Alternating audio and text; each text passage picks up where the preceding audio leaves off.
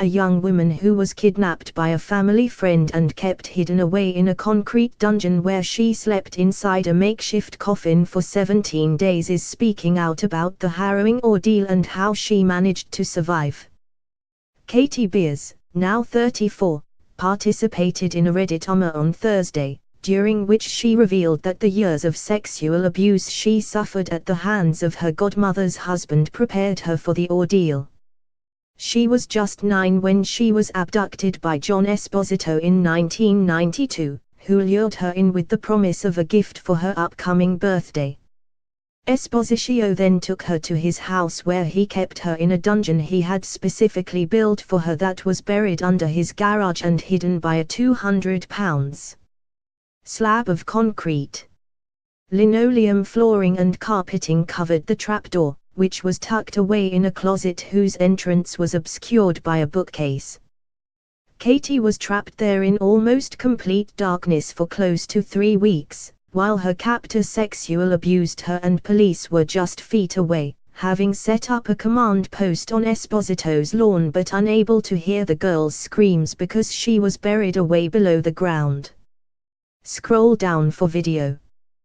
Katie explained that her life was already a nightmare long before her abduction, part of the reason she has said in past interviews that she was able to keep calm. I should have been in foster care from the time that I was 2 or even younger. I was sexually abused by my aunt's husband from the time that I was 2 until I was abducted by a family friend when I was almost 10, said Katie. I was also physically, emotionally and verbally abused by all of the adults who were supposed to take care of me as well as neglected. CPS did come to the house to do interviews with me, but it's difficult to be truthful with CPS workers when they're interviewing you in the house where the abuse is occurring in the exact room where it was occurring. She spent a good deal of her childhood living with her godmother Linda Aylwright, who she has said in the past treated her like a slave while her husband Salvatore sexually abused Katie.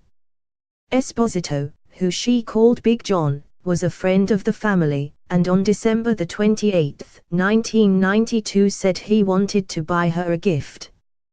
He would later tell police that after taking Katie to a toy store they went to a nearby arcade where she disappeared, a story that immediately made him the prime suspect in the case.